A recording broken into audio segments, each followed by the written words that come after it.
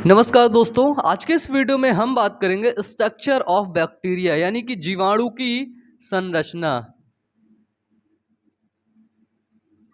Structure of bacteria, ठीक है। Bacteria का जीवाणु का अध्ययन क्या कहलाता है? तो वो कहलाता है बैक्टीरियोलॉजी। और फादर ऑफ बैक्टीरियोलॉजी कौन है? वो है एंटोनी वॉन ल्यूवेनहॉक, ठीक है। फादर ऑफ मॉडर्न बैक्टीरियोलॉजी कौन है? वो है रॉबर्ट कोच, ठीक है। जब हम बैक्टीरिया की बात करते हैं, बैक्टीरिया कैसा होता है? ये एक यूनी सेल्ड ऑर्गेनिज्म होता है, ठीक है। बैक्टीरिया आर यूनिसेल्ड ऑर्गेनिज्म यानी कि एक कोशिकी ये जीवाणु होता है, एक कोशिकीय जीव होता है। अब इसकी स्ट्रक्चर की बात करें तो देखिए, ये है एक लेयर, ठीक है। अभी बताएंगे। इसके बाहर एक लेयर है जिसको हमने बोला ये है सेल वॉल।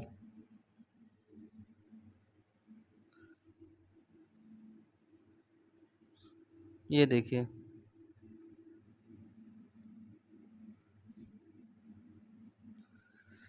ठीक है। सेल वॉल के बाहर एक लेयर होती है जिसको बोलते हैं, इस बैक्टीरिया के अंदर जो होती है ग्लाइकोकैलिक्स की लेयर।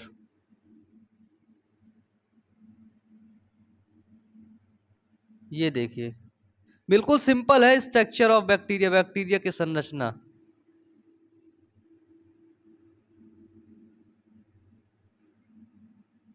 तो हमें इसमें क्या देखने को मिला? हमें इसमें 3 लेयर देखने को मिला। अभी पूरा बिल्कुल मस्त चमचमाता हुआ बैक्टीरिया बनता हुआ आपको दिखेगा, है ना। 3 लेयर देखने को मिली। पहला जिसको बोलते हैं ग्लाइकोकैलिक्स की लेयर। इसके बाद इसके अंदर की लेयर क्या है? तो वो है सेल वॉल। और सेल वॉल के नीचे क्या है? तो वो है प्लाज्मा मेम्ब्रेन, ठीक है। 3 चीजें हमने देख लिया। अब देखिए, प्लाज्मा मेम्ब्रेन जो होता है ना, प्लाज्मा मेम्ब्रेन अंदर की तरफ एक उंगली नुमा संरचना का निर्माण करता है, फिंगर लाइक स्ट्रक्चर। ये देखिए, जैसे हमने माइटोकॉन्ड्रिया में देखा था ना, उसको क्या बोला था वहां पे हमने बोला था उसको क्रिस्टी। क्या बोला था? क्रिस्टी। तो जो प्लाज्मा मेम्ब्रेन होती है वो एक फिंगर लाइक स्ट्रक्चर का निर्माण करती है, ठीक है, जिसको यहां पे क्या बोलते हैं? यहां पे बोलते हैं मीजोसोम। इस फिंगर लाइक स्ट्रक्चर को बोलते हैं क्या? मीजोसोम, ठीक है। ये एक फिंगर लाइक स्ट्रक्चर होता है,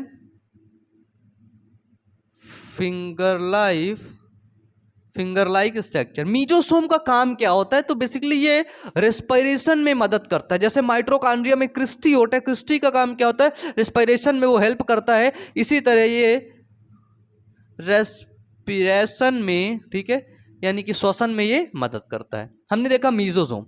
अब यहां पर जेनेटिक मटेरियल 2 होते हैं, ठीक है। एक तो ये हो गया और एक ये हो गया। जेनेटिक मटेरियल 2 कैसे होते हैं? एक होता है जो होता है डुअल स्टैंडर्ड सर्कुलर डीएनए। क्या है? डुअल स्टैंडर्ड सर्कुलर डीएनए पाया गया। फिर ये जो एक जेनेटिक मटेरियल, इसको बोलते हैं एक्स्ट्रा क्रोमोसोमल डीएनए। क्या बोलते हैं? देखिएगा, इसको बोलते हैं एक्स्ट्रा क्रोमोसोमल डीएनए, ठीक है। इसको प्लाज्मिड के नाम से भी जानते हैं, इसको प्लाज्मिड बोलते हैं। क्या बोलते हैं? प्लाज्मिड। और बायोटेक्नोलॉजी में, किसमें? बायोटेक्नोलॉजी में प्लाज्मिड का भरपूर उपयोग किया जाता है। किसके रूप में? वेक्टर के रूप में। क्योंकि जितनी अनुवांशिक सूचनाएं इस सर्कुलर डीएनए के पास होती हैं, ये सर्कुलर डीएनए इस पूरी कोशिका को चला सकता है, तो उसी तरह ये जो प्लाज्मिड होता है वो भी इस कोशिका को चला सकता है, ठीक है। अब यहां पर एक हम देखते हैं, ये है बेसल ग्रेन्यूल। क्या है? बेसल ग्रेन्यूल्स, ठीक है। बेसल ग्रेन्यूल्स से निकले होते हैं क्या? फ्लैजिला। ये देखिए, ये क्या निकला है दोस्तों? ये निकला है फ्लैजिला। फ्लैजिला, देखिए फ्लैजिला हो गया। अब हमने देखा extra chromosomal DNA. Extra chromosomal DNA के बाद यहां पर आपको राइबोसोम भी देखने को मिलेंगे। क्या देखने को मिलेंगे? ये हैं हमारे राइबोसोम। ठीक है, राइबोसोम कौन से हैं ये? तो ये 70 इस प्रकार के राइबोसोम बैक्टीरिया के अंदर देखने को मिलते हैं। फ्लैजिला से क्या करता है? ये जो फ्लैजिला होता है इससे बैक्टीरिया मूव करता है, चलता है, फिरता, इधर उधर दौड़ता है। जैसे मेरे को चलने के लिए मेरे पास क्या है? पैर है, मैं देखो ऐसे से दौड़ रहा हूँ, है ना, कभी इधर जा रहा हूँ कभी उधर। फ्लैजिला क्या है? ऐसे से अपना घुमाएगा पूंछ, ऐसे से करके चला जाएगा दौड़ता दौड़ता। ठीक है, जब इसको किसी सबस्ट्रेटम से चिपकना होगा, किसी दूसरे बैक्टीरिया से चिपकना होगा, तो ये सहायता लेता है किसकी? विलाई की। ये देखो, इसकी सतह पर ये संरचना पाई जाती है ढेर सारी। ये देखो, इस संरचना को बोलते हैं विलाई। याद रखना, जब किसी सबस्ट्रेटम से, जब किसी सतह से इसको चिपकना होगा, तो ये किसकी संरचना? पिलाई बोलते हैं, विलाई नहीं, है ना। विलाई तो चीजों को एब्जॉर्ब करती है। किसमें होती है विलाई? विलाई होती है लार्ज इंटेस्टाइन में, स्मॉल और लार्ज इंटेस्टाइन में एब्जॉर्प्शन के लिए होती है ना विलाई। ठीक है, तो ये होती है विलाई। इसको हम फिम्बरी के नाम से भी जानते हैं। क्या जानते हैं? फिम्बरी। ठीक है, तो ये हो गया हमारा फिम्बरी। डुअल स्टैंडर्ड हमने डीएनए देख लिया, तो इसमें दो प्रकार के जो है आनुवांशिक पदार्थ पाए जाते हैं। एक dual standard chromosomal DNA, dual standard circular DNA, एक होता है डुअल जो है एक्स्ट्रा क्रोमोसोमल डीएनए। अब यहाँ पर एक चीज, बात को ध्यान देने वाली बात है कि जो सेल वॉल है, क्या है? Cell wall. सेल वॉल किससे बनी होती है? Cell wall made up peptidoglycan. ठीक है, क्या है? पेप्टिडोग्लाइकॉन। पेप्टिडोग्लाइकॉन में नाम और नाग से बना होता है सेल वॉल। ठीक है, सेल वॉल के आधार पर कोशिका को दो भागों में बांटा गया है। ठीक है, सेल वॉल के आधार पर बैक्टीरिया को दो भागों में बांटा गया है। एक होते हैं ग्राम पॉजिटिव बैक्टीरिया, एक होते हैं ग्राम निगेटिव बैक्टीरिया। आपने नाम इनका सुन रखा होगा, ग्राम पॉजिटिव, ग्राम निगेटिव। जो ग्राम पॉजिटिव होते हैं उनकी सेल वॉल क्या होती है? उनकी सेल वॉल थिक होती है, उनकी सेल वॉल मोटी होती है। ठीक है, उनकी सेल वॉल कैसी होती? थिक होती है। फिर उसको क्या करते? क्रिस्टल वायलेट से। ठीक है, किससे? यहां पर मैं आपको लिखे दे रहा हूं, किसको?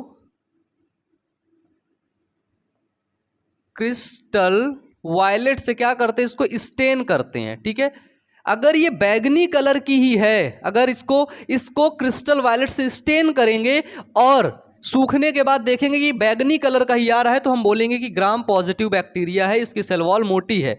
अगर इसकी सेल वॉल थिन है, पतली है, अब क्रिस्टल वायलेट से इसको हमने क्या किया? स्टेन किया, इसको धोया, इसमें दाग दिया, अब ये बैगनी कलर की नहीं आ रही है, पिंक और रेड कलर का दिखाई दे रहा है, तो हम बोलेंगे कि ये ग्राम निगेटिव बैक्टीरिया होता है। ठीक है, ग्राम पॉजिटिव और ग्राम निगेटिव आपने समझा कि नहीं? बताइए।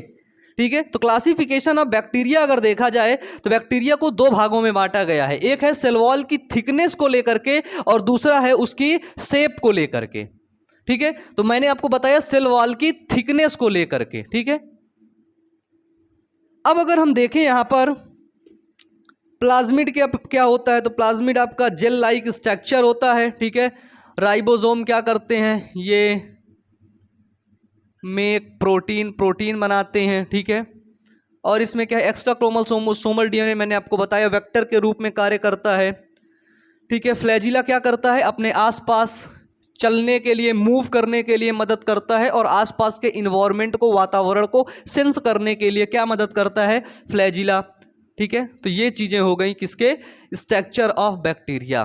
ठीक है, जीवाणु की संरचना के बारे में। तो मुझे उम्मीद है आपको समझ आया होगा और नेक्स्ट क्लास में हम इनको डिटेल से पढ़ेंगे, ठीक है, कि ग्लाइकोकैलिक्स क्या होता है, सेल वॉल का क्या कार्य होता है, फ्लैजिला क्या कार्य होता है, कैसे बना होता है, ठीक है, सब कुछ अब डिटेल से पढ़ेंगे। तो आज की क्लास यहीं तक, अच्छे से पढ़ते रहिए, मेहनत करते रहिए दोस्तों। Wish you all the best. Thank you.